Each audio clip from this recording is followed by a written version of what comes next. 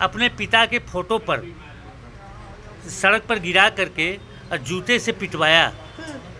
जूते जूते मारा कार्यकर्ताओं ने मुलायम सिंह के फोटो को, शिवपाल यादव को धक्का मार करके स्टेज से गिराया गया, भगा दिया गया।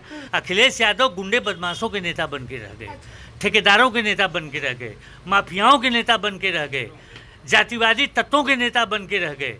4-9-36 का आंकड़ा हो गया था, 36 का, तो अब उस 7-9-63 हो गया। 4-9-36 का आंकड़ा किसके किसके बीच में हुआ था बाबा? अरे वो संगठन में हुआ था। एक तरफ समाजवादी पार्टी ये कह रही है कि वो अपने चाचा की पार्टी, अखिलेश यादव ये कह रहे हैं कि शिवपाल सिंह यादव की पार्टी को वो जाके सपोर्ट करेंगे और उसको कहीं ना कहीं यूपी इलेक्शन में उसके साथ गठबंधन करेंगे। प्रगतिशील समाजवादी पार्टी और समाजवादी पार्टी दोनों एक साथ होंगे। आइए इसी मुद्दे पे हम लोग यहाँ पे चर्चा करते हैं और लोगों से जानते हैं कि वो क्या कुछ सोचते हैं इस मुद्दे के बारे में। बाबा, आपका बहुत बहुत स्वागत है हमारे चैनल पर। सबसे पहले सवाल पूछूंगी आपसे, प्रगतिशील समाजवादी पार्टी और समाजवादी पार्टी दोनों एक साथ आने की बात कर रहे हैं इस बार। दरअसल प्रगतिशील समाजवादी पार्टी बनी कब? जब अखिलेश ने अपने पिताजी को बेइज्जत किया और अपने चाचा को धक्का दे करके अलग किया, उसके बाद उनके चाचा ने एक पार्टी बनाया। लेकिन वोट तो पारिवारिक ही है ना। चाहे वो समाजवादी पार्टी प्रगतिशील समाजवादी पार्टी से समझौता कर ले, लेकिन दोनों के वोट कॉमन है, उससे इनको चुनावी लाभ कुछ मिलने वाला नहीं है। चुनावी लाभ तब मिलता जब किसी दूसरे बिरादरी के या दूसरे वर्ग के नेता से समझौता करते। जो वोट अखिलेश का है वही वोट शिवपाल जी का है, तो कहाँ से इनको फ़ायदा होगा? अच्छा, एक बात और यहाँ से मैं पूछना चाहूँगी। जिस तरीके से बुआ बबुआ की जोड़ी सामने आई, पूरी तरीके से फेल यूपी में हुआ, ठीक, अब चाचा और भतीजा की जोड़ी सामने आ रही है, कितना सफल होगा चाचा भतीजा? देखिए, पहले बुआ और बबुआ की जोड़ी बनी, उसके बाद जो है दो नौजवान साइकिल पर बैठ के घूमे, कांग्रेस और सपा, तो दोनों अपनी हैसियत देख चुके हैं। अब शिवपाल यादव की इतनी बड़ी हैसियत तो है नहीं कि मायावती या राहुल गांधी को कम्पीट कर सकें, तो ऐसी स्थिति में उनकी कोई बहुत विशेष फ़ायदा होने वाला नहीं है। ये अखबारों के लिए फ़ायदेमंद है, ये शोर मचाने के लिए फ़ायदेमंद है, लेकिन बेसिकली वोट के लिए कोई फ़ायदा नहीं होने वाला है। बाबा, अगर मैं आपसे भी पूछूं, चाचा भतीजा की जोड़ी यूपी इलेक्शन में 2022 में कितनी सफल हो? मैं आपको बता दूं कि जब गांठ पड़ जाती है तो गांठ खुलती नहीं जल्दी, भले जल्दी आग लग जाए। अच्छा। तो पब्लिक में गांठ पड़ गई है कि इनका परिवार जो है एक तो होना है, क्योंकि पेड़ का बोकड़ा उकाचा जाए तो उसी में लगेगा, दूसरे पेड़ में नहीं लगेगा। लेकिन इससे कोई फायदा नहीं है। मैं 300 पाऊंगा, 300 पाऊंगा, और ये लोग उनसे समझौता करने से कोई फ़ायदा है नहीं। ये तो होता रहता है, घरेलू मामला है, एक होते हैं फिर अलग हो जाते हैं। वो गांठ पब्लिक ने सोच लिया है, गांठ पड़ गई है कि सब बिल्कुल बेकार हैं और बात स्वार्थी हैं, बात को सब अलग हो जाएंगे। पिछली बार जब मैंने आपसे बात किया था, आपने 400 सीट कहा था कि भाजपा को आएगी, सीधा 100 पे आ गए, अब 100 नीचे कर दिया, 300 कह दिया आपने। इतना परिवर्तन कैसे? नहीं, बीच में कुछ गड़बड़ा गया था, अब समझौता हो गया, तो ये हुआ कि 300 प्लस है। 300 प्लस में जो भी हो, 400 तो नहीं हो पाएगा, लेकिन 300 प्लस में 10-20 ज़्यादा हो जाएगा। ये जो आपने कहा कि बीच में कुछ गड़बड़ा गया था, कुछ समझौता हो गया, तो ये मौर्य और योगी जी के समझौते की बात कर रहे हैं क्या? नहीं, समझौता का मतलब ही होता है ना, आपसी जैसे संगठन बहुत बड़ा है ना। अच्छा। देखिए, ये सब पारिवारिक संगठन है, जैसे मायावती अकेली है, अखिलेश यादव अकेले हैं, नेहरू परिवार अकेला है, लेकिन हमारे भाजपा में कई लोग हैं। हाँ, इसलिए जो है थोड़ा 4-9-36 का आंकड़ा हो गया था, 36 का, तो अब उस 7-9-63 हो गया। 4-9-36 का आंकड़ा किसके किसके बीच में हुआ था बाबा? अरे वो संगठन में हुआ था, संगठन में हुआ था। थोड़ा लोग नाराज जरूर हो गए थे, लेकिन सब सुधर गया। हमने सबको सुधार दिया और सुधर गया, और अब नतीजा पर लोग आ गए हैं कि मेहनत करो और 300 प्लस पर होना ही है।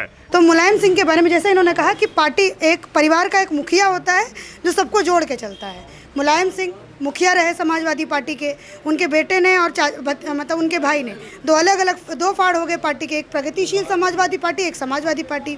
पिछली बार हमने देखा कि दोनों अलग अलग चुनाव लड़े, इस बार दोनों एक साथ हो रहे हैं, क्या कहें? देखिए, स्वार्थ लाख करें सब प्रीति, बस इसका जवाब यही है। दोनों ही अपने अपने स्वार्थ में थे कि हम मुख्यमंत्री बनेंगे, यही सब बात है, और इसके अलावा इसका कोई लॉजिक नहीं है। लॉजिक नहीं है। इलेक्शन में कितना फायदा होगा चाचा और भतीजा? दोनों लगभग जितना पहले थे उतने रहेंगे, जितना थे पहले उतने ही रहेंगे। देखिए, समाजवादी हो या बसपाई हो या कांग्रेसी हो, इनकी ना कोई विचारधारा है, ना इनकी अपनी सोच है, ना ही इनका कोई चरित्र है। ये कब किसके साथ चले जाएंगे, कब किसको गाली देने लगेंगे, इनका कोई अपना कोई विचार नहीं है। और आगे बात भारतीय जनता पार्टी एक पार्टी ने एक विचारधारा है, एक सोच है। हम एक मिशन लेके चलते हैं। हमारे मनभेद और मतभेद का कोई मतलब नहीं है। हमारा लक्ष्य राष्ट्र को परम वैभव पर पहुँचाना है। हम उसकी लड़ाई लड़ते हैं, चाहे योगी हों चाहे मोदी हों, इसकी कोई मतलब नहीं है। हमारे यहाँ कौन नेता है इसका कोई मतलब नहीं है। हमारा उद्देश्य है कि देश को हम आगे ले जाएं, विकसित करें, भारत के 135 करोड़ लोग सुखी रहें, संपन्न रहें, ये हमारा लक्ष्य। ठीक है, आपके ऊपर ये मतलब ये जो बयान अखिलेश यादव का आया कि यूपी के इलेक्शन में दोनों एक साथ आएंगे, एक समय ऐसा आया था कि बुआ बबुआ भी एक साथ आए थे, अभी चाचा भतीजा एक साथ आए, तो ये फॉर्मूला कितना आगे और ये आपके ऊपर कैसे फर्क? 10 सालों को अगर इतिहास आप उठाइएगा, इधर 10 साल 15 सालों का मान लीजिए, तो इन लोगों का चरित्र तो खुल गया है। ये जात की राजनीति करेंगे, माफियाओं की राजनीति करेंगे, मनी की राजनीति करेंगे। अब ये मिल भी जाएं तो जनता तो समझ रही है इनके चरित्र, इनके स्वार्थ को। ऐसा नहीं कि जनता नहीं समझ रही है। और इनके पास कोई ऐसा बैंक, कोई जादू की छड़ी तो है नहीं कि दोनों मिल गए तो जिता देंगे। इनको जीतने के लिए भाई ना इनका कोई काम है, ना इनका कहीं कुछ दिखाई। तो कोरोना ही बीत गया, केवल आलोचना के अलावा इन्होंने कुछ नहीं किया। कहीं जनता के बीच में नहीं गए, कोई मदद नहीं किया। भाई इतनी बड़ी पार्टी है समाजवादी पार्टी, उत्तर प्रदेश सरकार में कई बार सरकार में भी रहे हैं। इनके पास न धन की कमी है, न इनके पास संगठन की कमी है, लेकिन फिर भी जनता के बीच में गए ही नहीं। केवल जो बैठ के ट्विटर पे, जो अखिलेश यादव हो चाहे राहुल गांधी हो, ट्विटर पे ट्वीट करके आलोचना के अलावा इन्होंने कुछ किया नहीं। आलोचना के अलावा उन्होंने कहा कि कुछ भी किया नहीं। इस बार अगर मैं मुस्लिम वोटर्स के बारे में जानना चाहूँ, अखिलेश यादव के चाचा ओवैसी को कहते हैं, न्योता देते हैं कि आप आ जाइए पार्टी में, ठीक है कोई बात नहीं, अगर आपका साथ मिलेगा तो हमें कोई दिक्कत नहीं है। तो मुस्लिम वोटर्स पे कितना असर पड़ेगा अगर मैं यूपी की बात करूँ? देखिए, अगर ओवैसी मिल गए तो मुस्लिम पोलराइज हो सकते हैं। अच्छा। आपको मैं बताऊं कि मुस्लिम वोटर पूरी तरह से कमिटेड है कि उसको भाजपा को हराना है। इसमें कोई असत्यता नहीं है। सत्यता यही है कि मुस्लिम वोटर तय कर चुका है कि भाजपा को हराना है, क्योंकि वो देख रहा है कि उसकी जो मनमानी थी, उसका जो सरकारों से फ़ायदा मिलता था, नाजायज़ काम जो करने की छूट थी, वो सब हो रही है बंद। तो मुस्लिम बौखलाया हुआ है, तो वो जो है सहारा खोज रहा है। लेकिन एक प्रॉब्लम है। प्रॉब्लम ये है कि असदुद्दीन ओवैसी अगर बिहार की तरह अलग लड़े तो वो काफ़ी छत बिछत करेंगे। अगर केजरीवाल लड़े तो वो भी काफ़ी नुकसान करेंगे। ये इन्हीं लोगों का नुकसान करेंगे, विपक्ष का ही नुकसान करेंगे। इसलिए कि केजरीवाल, ओवैसी, अखिलेश यादव, इनकी पॉलिटिक्स का तरीका एक है। जैसे जनता को धूर्तता समझा करके, धूर्ततापूर्ण बात बोल करके बेवकूफ़ बनाओ और वोट खींचो। यही काम केजरीवाल करते हैं, यही काम अखिलेश करते हैं, यही काम ओवैसी करते हैं कि जनता में फूट डालो, राज करो। तो ये फूट डाल के राज करने की जो इनकी नीति है वह सफल नहीं हो पाएगी, क्योंकि प्रदेश की जनता ने 15-20 साल जो इन लोगों को झेला है, कभी मायावती, कभी मुलायम, कभी मायावती, कभी मुलायम, कभी अखिलेश, कभी मायावती, तो जनता ने जो झेला है वो दर्द अभी तक जनता भूली नहीं है। अच्छा बाबा, आप क्या कहिएगा? जिस तरीके से मैंने जो इनसे मानता हूँ कि शिवपाल अच्छा नेता है, और हाँ, और मुलायम सिंह उनके गुरु हैं, लेकिन इतना बिगड़ चुका है, इतना समाजवादी को बिखेर दिए हैं सब, एक होने से कोई फायदा है नहीं। जनता जान गई है कि सब फिर स्वार्थी हैं, एक हो गए हैं। जब एक हो गए हैं, इससे वोट जो है इनको केवल मोहम्मदन को हो सकता है, मोहम्मदन दें, लेकिन आधा मोहम्मदन हमारी तरफ है। अच्छा, कैसे आपके तरफ है आधा मोहम्मदन? आप अपने आप को भाजपा सरकार समझते हैं? ऐसी बात नहीं है कि मोहम्मदन, सभी मोहम्मदन उन्हीं की तरफ हैं। हम मोहम्मदन हर ईसाई या मोहम्मदन का कदर करते हैं। अगर कोई कदर करता है तो भाजपा ही करता है और सुरक्षा भी उन सबको करता है।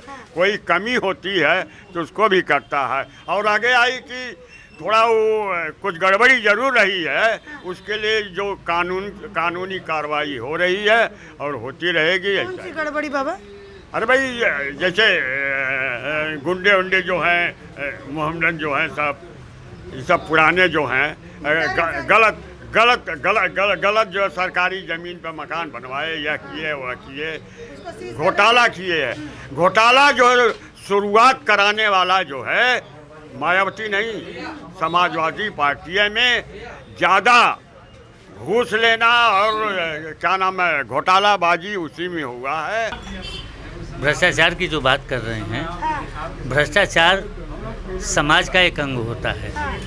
अब उसमें ये देखना है कि ज़्यादा या कम। तो भारतीय जनता पार्टी के शासन में देखा गया है कि भ्रष्टाचार पर काफ़ी अंकुश लगा है। और जहाँ तक रही बात अखिलेश की और ये मुलायम की बात हो रही थी, मैंने सुना। देखिए, मुलायम सिंह शुद्ध राजनीतिक नेता थे, पॉलिटिकल विचारों से समाजवादी थे और वैचारिक उनका एक अपना स्थान है। वो वही हाल है जैसे इंदिरा गांधी और राहुल गांधी। उसी तरह मुलायम सिंह और अखिलेश का हाल है। ये जो इन लोगों के परिवार के जो लाडले अभी नए नए निकले हैं राजनीति में, इनका कोई वैचारिकी नहीं है, इनका कोई वैचारिक प्रतिबद्धता नहीं है। ये शॉर्टकट पॉलिटिक्स करते हैं। ये जनता में नारा फेंक करके ट्विटर पर अपने बयान दे करके समझते हैं कि हम देश पे या प्रदेश पर शासन कर लेंगे। तो ऐसे नहीं होता है। आप बताइए, 5 साल तक योगी शासन में थे, माननीय अखिलेश जी ने कब जनता की समस्याओं को लेकर सड़क जाम किया, कब आंदोलन किया, कितने प्रदर्शन किए, कितनी बार सरकार को मेमोरेंडम सौंपा? आखिर विपक्ष का रोल क्या होता है? विपक्ष का ये रोल होता है कि जो काम सरकार नहीं कर पा रही है जनहित में, उस काम का विरोध करके सरकार पर दबाव बनाए ताकि सरकार दबाव के आगे झुक के उस काम को करे। इन लोगों ने एकदम नहीं किया, न राहुल गांधी ने किया, न अखिलेश जी ने किया। तो किस आधार पर ये वोट मांगते हैं लोगों से? इनका कोई वैचारिक वो नहीं है। आप समझिए, अपने चुनाव घोषणा पत्र में कांग्रेस ने किसान जो अधिनियम है उसको पास करने की बात कही थी, और जब भारत सरकार ने उसको पास कर दिया तो कांग्रेस पार्टी यू टर्न मान के उसका विरोध करने लगी। वही हाल अखिलेश जी का है। अखिलेश जी कब क्या कहते हैं, कब फिर पलटा मार जाते हैं, और उसका भरोसा नहीं है। और देखिए, जो चाचा भतीजा की जोड़ी बनी है ना, एक बात मैं आपको बता दूं, अपने पिता के फोटो पर सड़क पर गिरा करके और जूते से पिटवाया, जूते मारा कार्यकर्ताओं ने मुलायम सिंह के फोटो को, और अखिलेश यादव को धक्का मार करके स्टेज से गिराया गया। अरे शिवपाल यादव को धक्का मार करके स्टेज से गिराया गया, भगा दिया गया। 1 लाख एकता हो जाए, अगर हमारा पुत्र हमको कभी सार्वजनिक रूप से बेइज्जत करेगा, पुत्र है हम मान लेंगे, मिल जाएंगे, लेकिन वो गांठ जीवन में कभी खोल नहीं सकता। उसके ऊपर विश्वास हम कभी नहीं करेंगे, चाहे भले अपना रक्त है, अपना खून है, लेकिन हम उसके ऊपर आजीवन मरते समय तक विश्वास नहीं कर पाएंगे, क्योंकि उसने एक बार अपनी विश्वसनीयता दिखा दिया सबके सामने। और उसने जो अपने परिवार के बुजुर्गों के साथ किया, आज जब आप बताइए, अखिलेश यादव ने कभी कोई चुनाव जीता है? वह चुनाव मुलायम सिंह ने जीता था, जिसमें अखिलेश यादव मुख्यमंत्री बने थे। मुलायम सिंह के नाम पर जीता गया था वो चुनाव। अब मुलायम सिंह के नाम पर, मुलायम सिंह के मेहनत पर, और मुलायम सिंह वो राजनीतिक नेता थे जो सारे बैकवर्डों में सर्वमान्य थे। अखिलेश यादव सिर्फ यादवों के नेता बन के रह गए, वो भी पूरे यादव नहीं उनके नेता हैं। बहुत सारे यादव उनको पसंद नहीं करते हैं।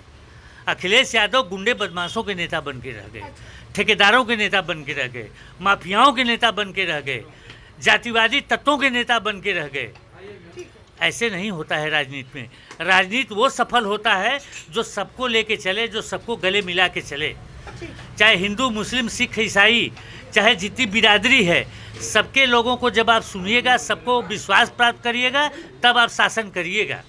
बाबा एक यहाँ से प्रश्न पूछूंगी, आपने अभी कहा कि मुलायम सिंह बैकवर्ड जितने भी कास्ट थे सबको साथ में लेके चलते थे, लेकिन अखिलेश केवल मात्र यादव को साथ में लेके चलते हैं। तो क्या इस बार 2022 के इलेक्शन में ओबीसी कहीं ना कहीं दो फाड़ होते हुए नजर आ रहा है कि ओबीसी में यादव अलग और बाकी जातीय सब अलग? बिल्कुल, आपको बता दूं, हर बिरादरी अखिलेश यादव के इसी काम से हर बिरादरी का नेता उभर गया। पहले और बिरादरियों में नेता नहीं होते थे, मैं आपको बताऊं। अब हर जाति में एक नेता उभर गया है और वो उसका अपने जाति का प्रतिनिधित्व कर रहा है, तो उसमें दो फाड़ तो हो ही गया है। अब वो यूनाइट नहीं हो सकते। और इसका फायदा किसको होगा जब दो फाड़ हो गया? इसका नुकसान अखिलेश यादव को होगा। फायदा किसको? फायदा इसको भाजपा भी ले सकती है, और भाजपा है दूसरी प्रमुख पार्टी। देखिए, जो भी लड़ाई होगी वो अखिलेश वर्सेस भाजपा होगी। तो या तो जो फायदा अखिलेश, जो इनका नुकसान है वो अखिलेश को फायदा होगा, जो अखिलेश का नुकसान है वो भाजपा को फायदा होगा। अब यहाँ से बस आखिरी सवाल आप लोगों से मैं ये पूछूंगी, ये जो पुअर पार्टी का टैग दिया गया है अखिलेश यादव की तरफ से कांग्रेस और बसपा को, कितना सही है पुअर पार्टी? एक जमाना था जब सपत्नीक अपनी पत्नी के साथ अखिलेश यादव मायावती के यहाँ गए और जा कर के चरण रज लिए, पैर छुए और जाके कहे कि हमारे पिता की गलतियों को माफ़ करिए, हम आपके शरण में आ गए हैं, और उसने आशीर्वाद दिया। जब उसके नहीं हुए तो आज पुअर हो गई। अपने साइकिल पर राहुल गांधी को बैठा करके पूरा उत्तर प्रदेश का चक्कर इन्होंने लगाया, और राहुल गांधी को बड़ा भाई अपने छोटा भाई बने हुए थे। जब चुनाव हो गया, सफलता नहीं मिली तो पुअर हो गए। तो आपका जो साथ देगा आज, कल को चाचा भी पुअर हो जाएंगे। पिता जैसे पुअर हो ही गया है, कल चाचा भी पुअर होंगे, तो उनके लिए तो जो काम नहीं आएगा वो पुअर है। तो इस तरह से राजनीति तो होती नहीं है। राजनीति विश्वसनीयता पर होती है। पहले विश्वास प्राप्त करो, अपनाओ, विश्वास प्राप्त करो, फिर उसका फायदा लो। लेकिन यहाँ ये बात है नहीं। तो देखिए, अपने को अच्छा कह के दूसरे को खराब करने की प्रवृत्ति ये ठीक नहीं है। आप क्या हैं, आप अपने बारे में बोलिए, दूसरे के बारे में और राजनीतिक दल के बारे में तो जनता बताती है कौन पार्टी क्या है। ये उसी पुअर पार्टी से मिले थे एक चुनाव में, गले मिले, हार गए। दूसरे पुअर पार्टी से मिले, गले मिले, हार गए। अरे पुअर पार्टी थी तो मिले क्यों थे आप? और आज आप उनको गलत साबित करने की कोशिश कर रहे हैं। राजनीतिक दल हैं, सब अपना अपना करते हैं और हम उसी हिसाब से चलते हैं, लेकिन उनको ये बयान नहीं देना चाहिए था। जनता कब इनके लिए पुअर हो जाए ये भी मतलब समय पे छोड़ देते हैं कि जब कभी ऐसा समय आएगा जब अखिलेश यादव जनता को भी पुअर कहना शुरू कर देंगे। इसी के साथ धन्यवाद।